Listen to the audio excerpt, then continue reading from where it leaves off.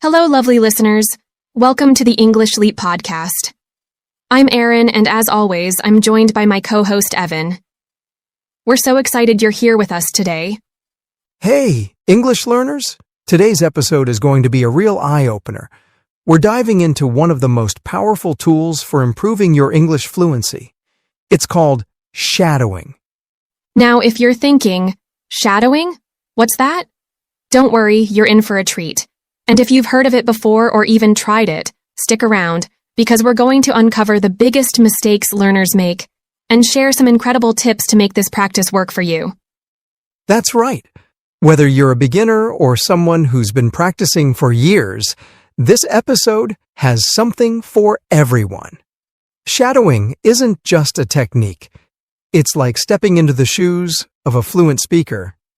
But before we dive in, we have a little something to make this journey even easier for you. We've created a free PDF guide to go along with this episode. It's packed with tips, examples, and even a practice plan to help you master shadowing. You can grab it through the link in the description. It's like having a personal English coach right at your fingertips. So make yourself comfortable. Grab your headphones, a cup of coffee, or your favorite drink, and let's dive into why shadowing is such a game changer for learning English.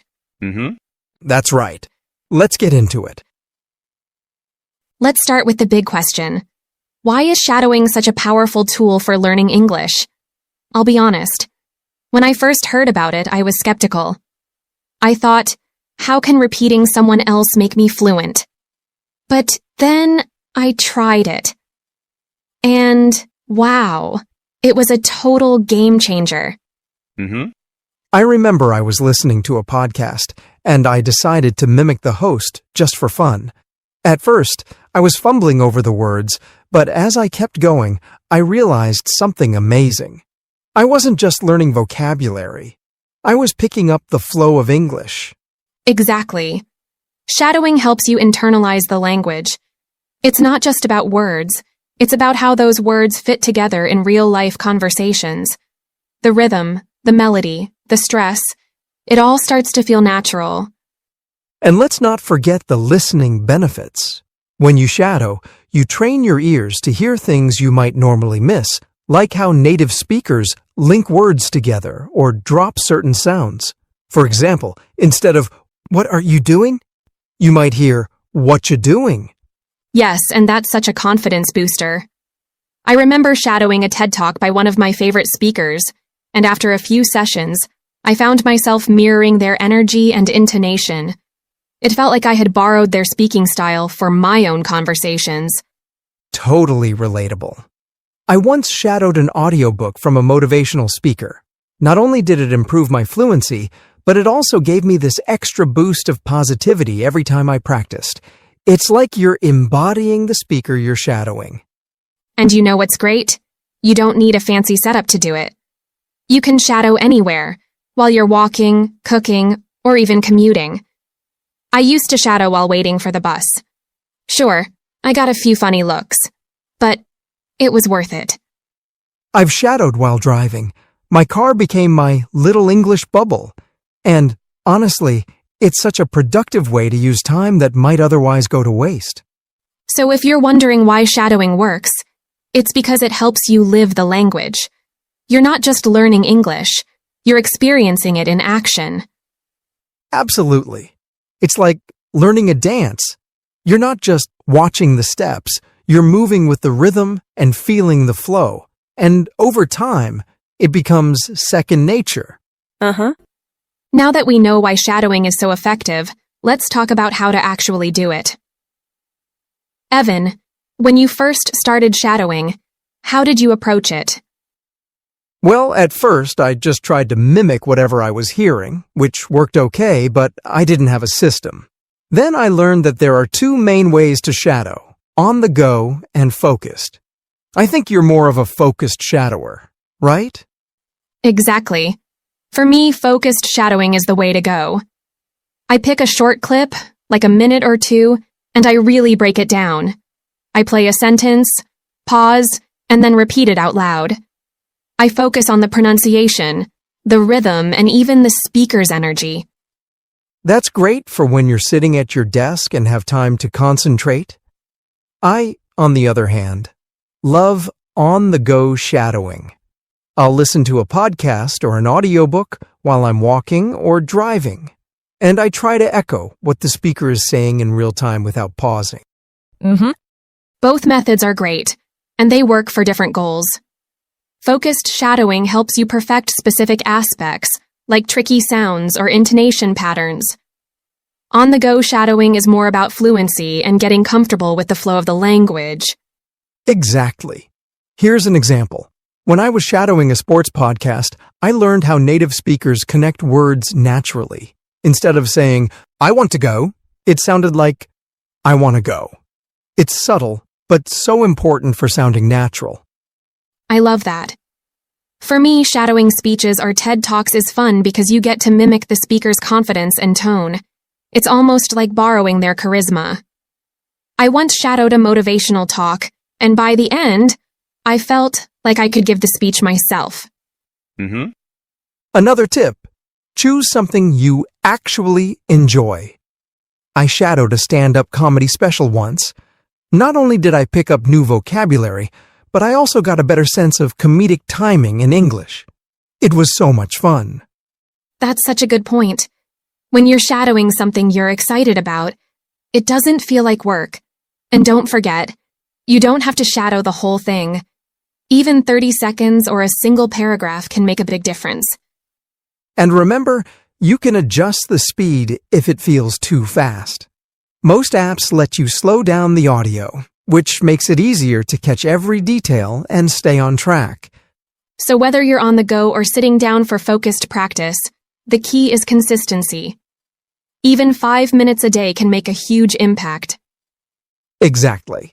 It's all about showing up, practicing with intention, and trusting the process. Shadowing isn't just about copying. It's about learning how to feel the language. So, shadowing sounds amazing, right? But like any learning technique, it's only effective if you're doing it the right way.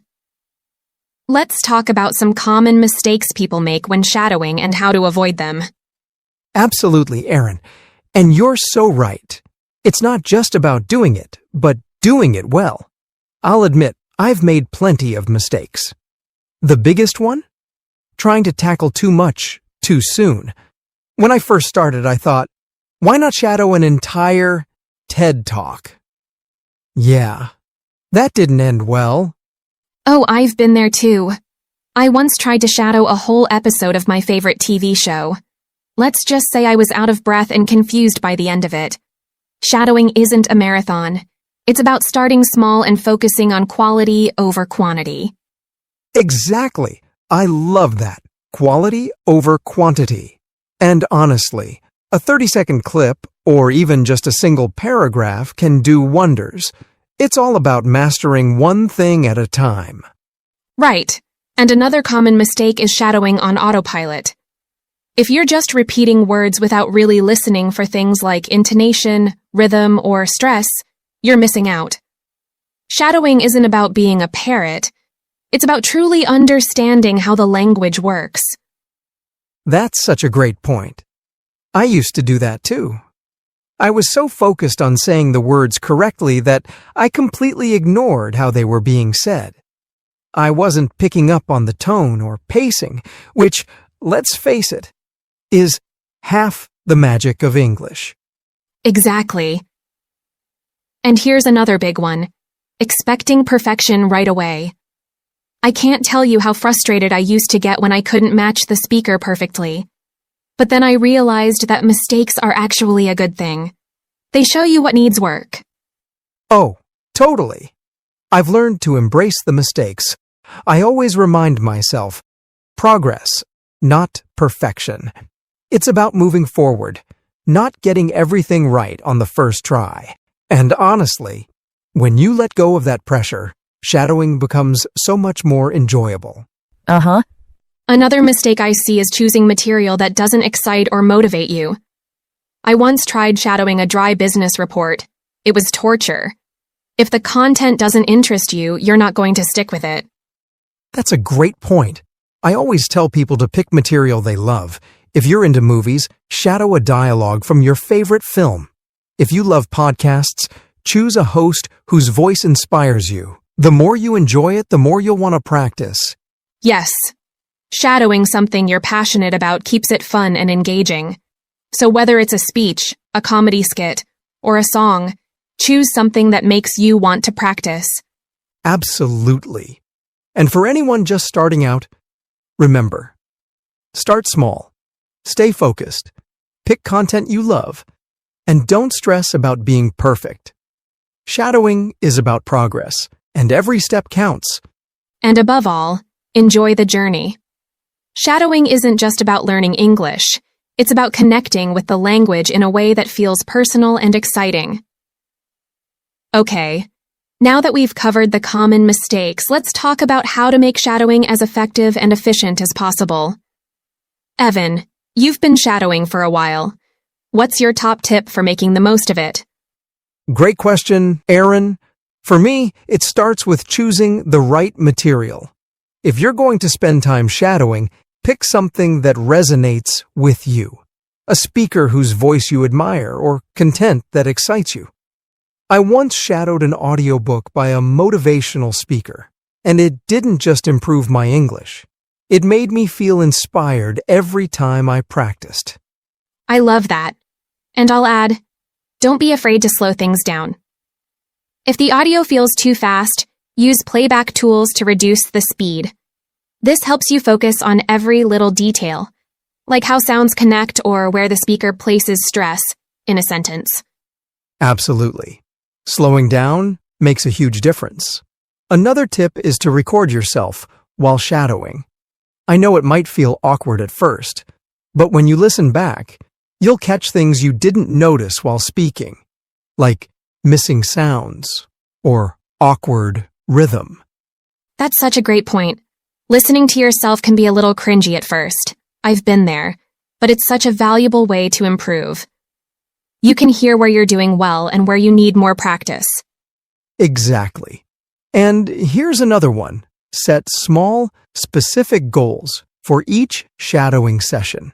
Instead of trying to master everything at once, focus on one thing, like pronunciation, intonation, or word connections.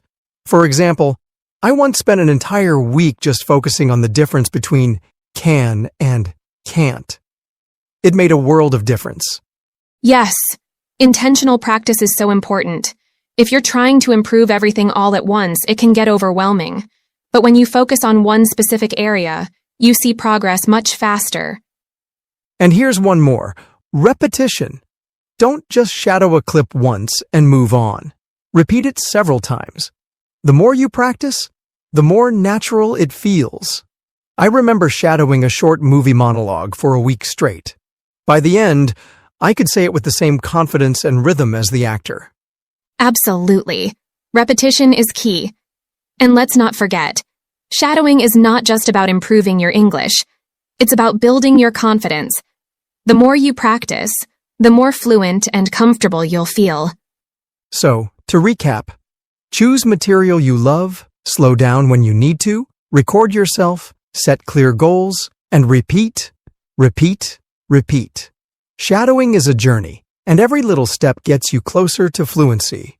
And most importantly, have fun with it. Shadowing should feel like a creative and enjoyable process, not a chore. The more you enjoy it, the more motivated you'll be to keep going. Couldn't have said it better myself, Aaron. So, listeners, take these tips and start practicing. We promise, it's worth it. Wow, we've covered so much about shadowing today. From why it's such a powerful tool to how to do it, and even avoiding those common pitfalls, I hope you're feeling ready to give it a try. And just when you thought we were done, we've got one more treat for you. It's time for my favorite part of the show, our Charlotte section. Ah yes, Charlotte is here to break down some of the key vocabulary and expressions we've mentioned today. So if you heard a word or phrase that made you think, what does that mean? Don't worry, Charlotte's got you covered. Take it away, Charlotte. Hello, English learners. I'm Charlotte, and I'm here to break down some key words and phrases from today's episode. Let's make sure you're not just saying the words, but really understanding them. Ready? Let's go. Skeptical. Meaning, doubting or not being sure about something. Example, she was skeptical about trying the new restaurant because of the mixed reviews online. Fumbling. Meaning, struggling to do something or handle something, often in a clumsy way. Example, he was fumbling with his keys, trying to unlock the door in the dark. Mirroring. Meaning, copying someone's actions, behavior, or way of speaking. Example, the child was mirroring his older brother's gestures while pretending to play guitar. Intonation. Meaning, the rise and fall of your voice when speaking, which shows emotion or makes a sentence a question or a statement. Example, her intonation was cheerful, which made her presentation engaging and lively. Embodying. Meaning, representing or fully expressing a quality, idea, or feeling. Example, the actor was incredible at embodying the emotions of a character during the performance. Pacing. Meaning, the speed at which someone speaks or does something. Example, the teacher's pacing was slow and clear, which helped the students follow the lesson easily. Eye-opener. Meaning, a surprising or enlightening experience that teaches you something new. Example, traveling to another country for the first time was a real eye-opener for her. It completely changed her perspective. Internalize. Meaning, to fully absorb and make something a natural part of your thinking or behavior. Example, after months of practice, she was able to internalize the dance routine and perform it effortlessly. Commuting. Meaning, traveling between your home and work or another regular destination. Example, he spends an hour commuting to work every day by train. Charisma. Meaning, a special charm or appeal that makes someone attractive and inspiring. Example, her charisma during the interview impressed the panel and helped her land the job. There you have it. 10 useful words to boost your English vocabulary. Remember to practice using them in your own sentences, and they'll quickly become part of your daily language. Back to you, Aaron and Evan. Thank you, Charlotte. Those vocabulary tips were so helpful. I hope you all feel more confident about the key words and phrases we discussed today. Absolutely. Vocabulary is such an important part of mastering English, and Charlotte always breaks it down so clearly. Thanks, Charlotte. Exactly. And don't forget to grab the free PDF guide in the description. It's got everything you need to get started. And if you enjoyed this episode, make sure to subscribe and share your thoughts with us in the comments or on social media. Thanks for tuning in. And remember, progress, not perfection. See you next time. Your progress doesn't end here. To continue advancing your English skills, click on the next video or explore the additional videos we've thoughtfully selected for you.